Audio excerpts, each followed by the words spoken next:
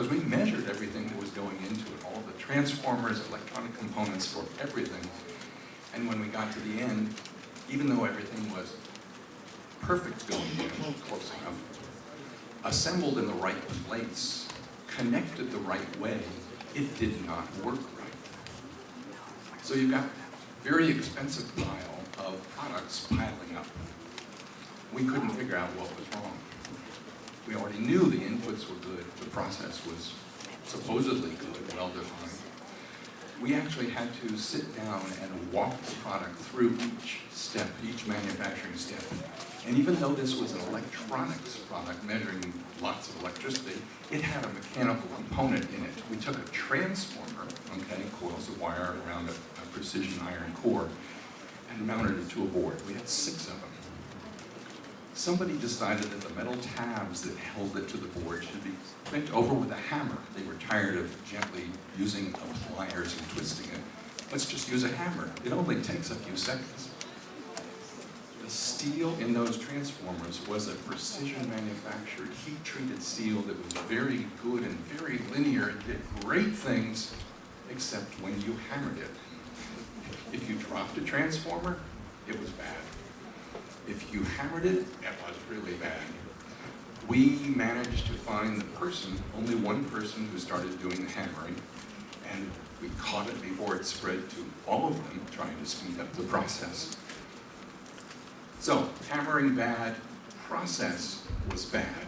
It wasn't documented other than this is the way you do it. If a verbal piece of documentation, or even something that's written down that people aren't familiar with, or the reason for it, if that instruction is not followed, things fall apart. We fixed it, we changed the process, we educated the people, product worked again. What you take away from that is that there are pieces to the puzzle you have to work through. You can work through forward, backward, but unless you define the pieces of the puzzle, and what your goal was, and where you started, and the constraints along the way, you're not going to get there. Which, we might discover something else similar to that. Okay, so let's let me ask real quick. Any questions about your airplane design? Any questions based on what George talked about? Any questions? Yeah. How far are they supposed to go? Well, let's see. I think a typical airplane, the range depends on the size of the airplane. I think you can have regional jets. You can have jets that travel the world. So I think it depends on the plane. But in our case, we do want it to be able to travel both regionally and internationally. Other questions about your airplane design? Yeah. Were we supposed to design or build an airplane? Airplane design was the task. I Airplane design. Other questions about your airplane design? Can your airplane design, can it travel regionally, both maybe Ohio, Kentucky, or can it travel internationally perhaps? I don't even think you can make it to that wall. Okay. I got a few nods, yes, which is interesting. But so let's come back to George's point here in a second. I want to talk about the video. We'll come back to the airplane design in a second. Let's talk about the video. So I want to go around the room real quickly, and I want to ask what some interesting things are that stood out in the video to you. What are kind of some of the neat things? If you're thinking about process, what did you see in the video that relates to the design process? Let's couch it that way. So just go ahead, raise your hand, and I'll come over and you get a little mic time. What did you see in the video?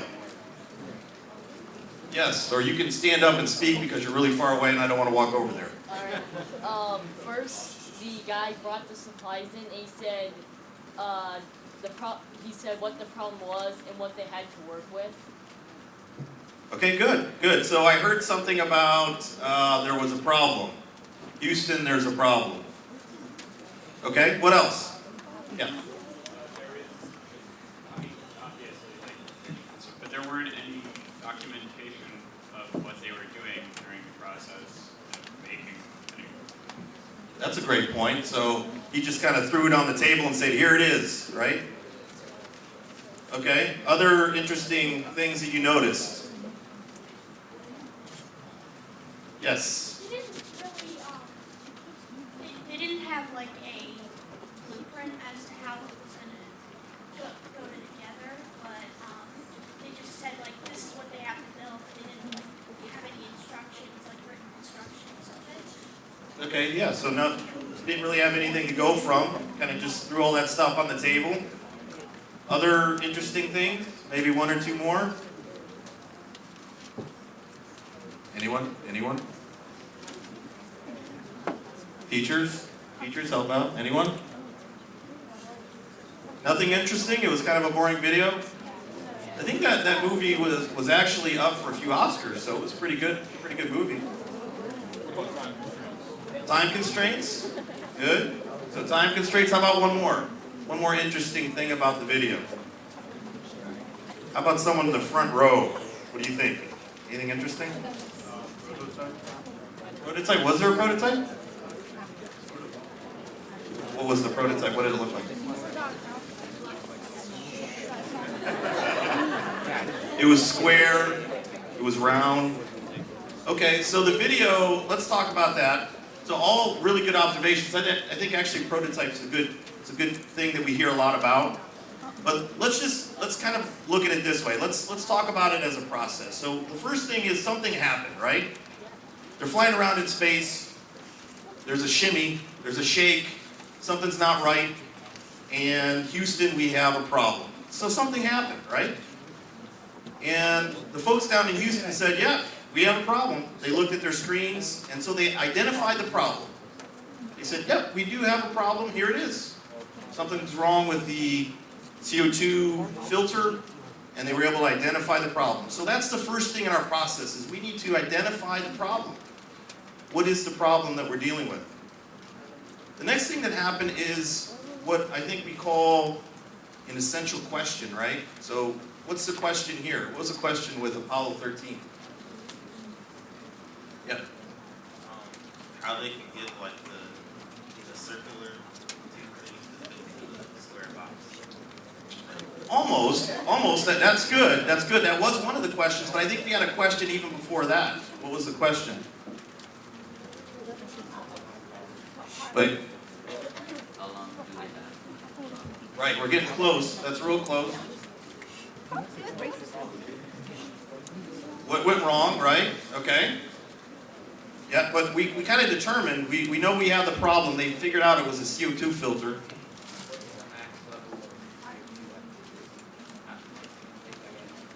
Yeah, so I think that's pretty close. I think it was, well, how do we get these guys to survive in space when they're breathing CO2 now? CO2 levels are increasing. So I think Ed Harris, he's the guy that had, he's the boss there in that scene. And he said, yeah, I think you guys need to figure that one out. I think you need to figure out how we're going to keep our guys up there when their CO2 levels are increasing every minute. So that was the essential question. So they throw it over to the nerds, to the guys that had all the stuff on the table, and they said, okay, we have this problem to solve. We know what the essential question is. And what did they do? They threw all kinds of stuff on the table. And so what does that represent? That represents resources. Those are the resources they have. So they have resources. They know what the problem is. Anything else they should think about? And I think we alluded to it. This gentleman over, sorry. Mr. Matthews mentioned time. Time. So was time an issue here? Was that something to think about? Yeah, because they're going to die. They're going to die in space, so time was a factor. So we call that a constraint. So we said, here's the constraint. So we have a problem, we have an essential question, and we have a constraint. We have our resources on the table, and now we can go out and we can begin designing. So George raised this question, we have to know something about what we're doing before we do it. Dare I go back to the airplane design? So who wants to give me an example of their airplane design? Raise your hand. We need a couple examples. This young lady here. Can you stand up and come up here real quick? on up here. Give us your example.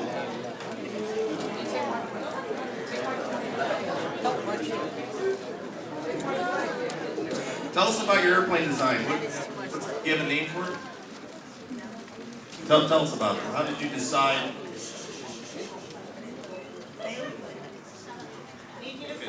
Naomi folded it? Okay. Tell me about it though. What do you have going on here? Is it an actual airplane?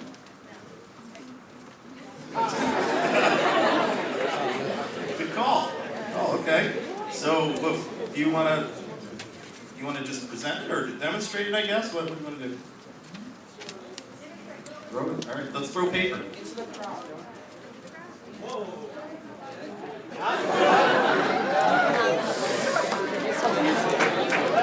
I don't know if that's going to make it to Kentucky or Georgia or anything.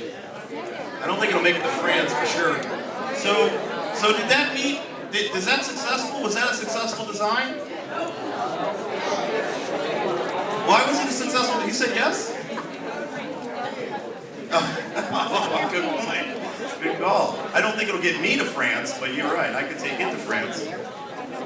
Let's have one more example. Over here, you want to come on up? You want us to tell us about it? Tell us about your airplanes?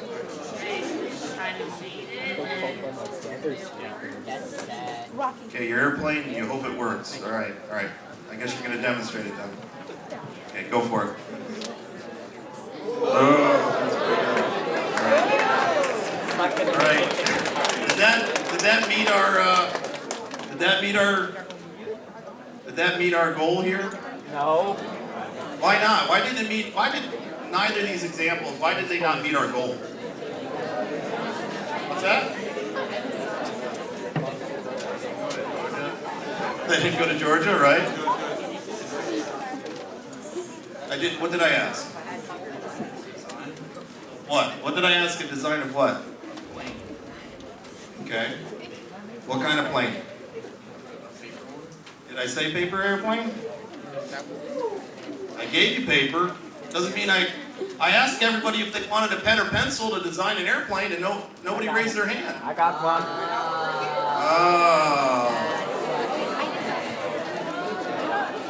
Oh, you all failed. No, I didn't. Drop the mic. I'm out. I designed a plane. No, seriously. Let's talk about this for a second. Oh wait. I designed a plane. Bring it up here. Let's see. Oh, here we go. Let's see. Tell us about your design. So this design, it's not flawless. I'm no aerodynamics expert, but it's if there was a model of it, I would probably make it out of a bottle and some pieces of paper. But that gives you an idea of the shape. It would have a mostly cylindrical body, and that narrows down to a fine point. It would have 2 wings, each about 4 meters long and 1 centimeter thick at the tip, and 4 centimeters thick at the very end.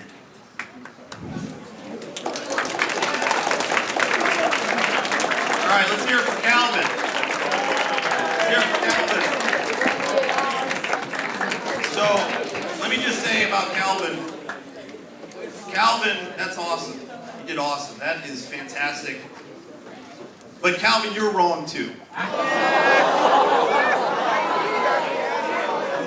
Calvin, you're wrong too. And all of you are wrong.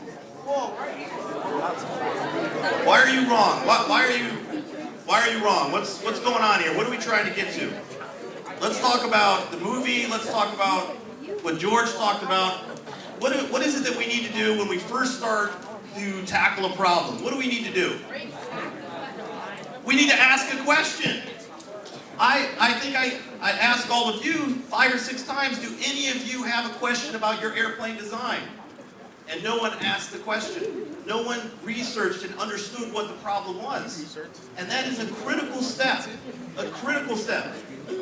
in design.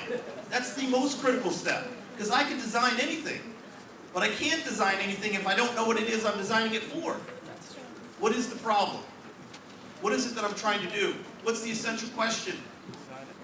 What are the constraints? What are the resources I have? If I don't know these answers to these questions, then I'm just wasting my time. And that's something we don't have a lot of, right? We don't have a lot of time. We don't have a lot of money. That's what engineers do. Engineers figure it out with time and money.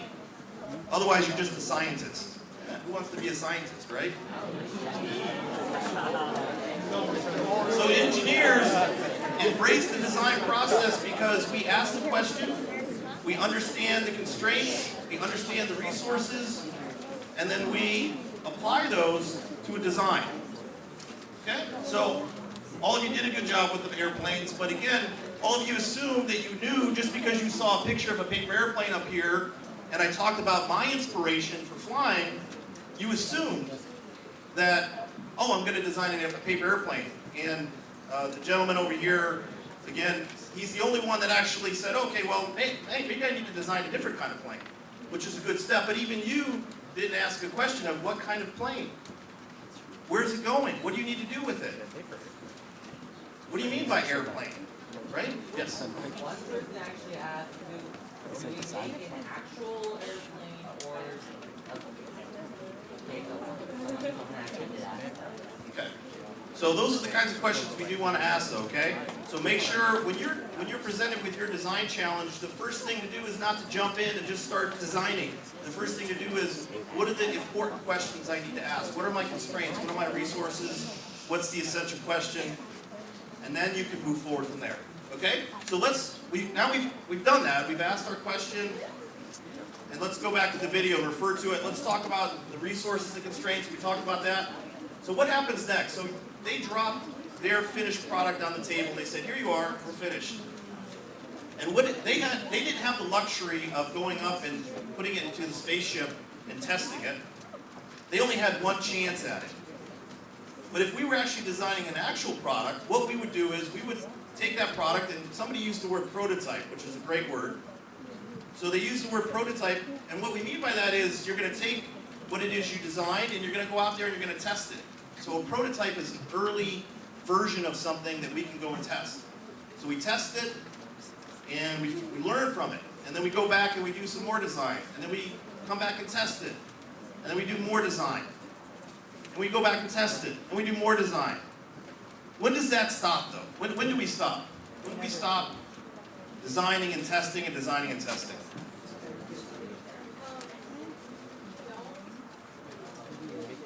Okay, why is that?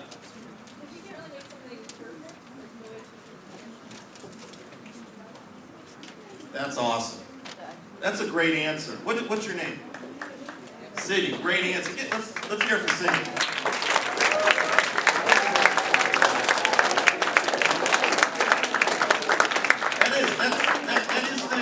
That's a great answer, because the truth is you can never have a perfect product or a perfect solution to your problem, because there's always something you're going to be able to do. So how do we know, Sydney, that we're finished? How do we know when we're done in the process?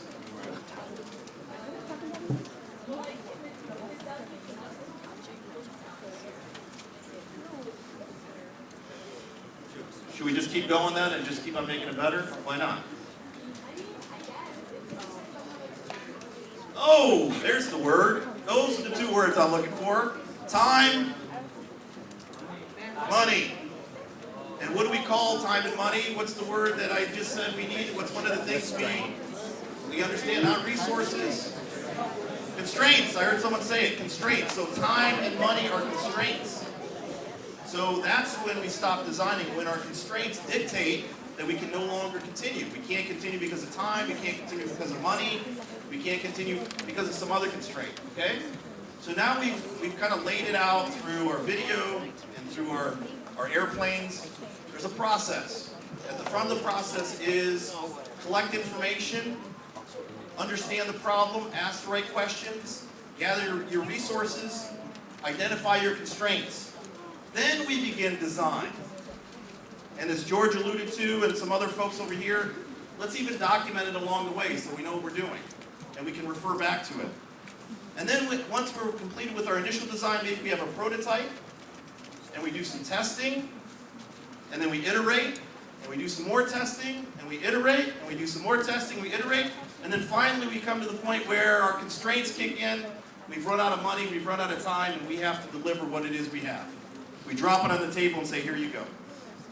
So when you start looking into your design challenge that's coming up, think of this process. Think about how you're going to work through it, how you're going to gather the information, what are the questions you need to ask, what are the constraints, what are the resources. Don't just jump in and try to solve the problem before you know what the problem is. And that's really what we do. That's what we've learned over the course of our careers, is that it's really important to understand the problem so you get the solution right. Even though the solution might be wonderful, does it meet and solve our problem? And that's what it's really all about. Okay, so good luck with your design challenge. Appreciate your attention today. Apollo 13 is a great movie. Go check it out. Thank you for your time. We'll talk to you.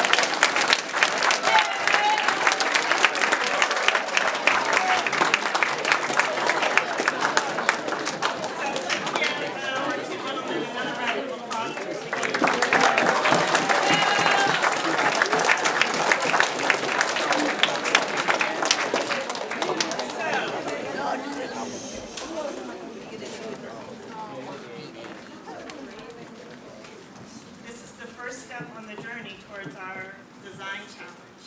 Tomorrow during advisory, you all will receive your design brief, and you will begin doing some of that background researching in order to really familiarize yourself with the issue that we've studied.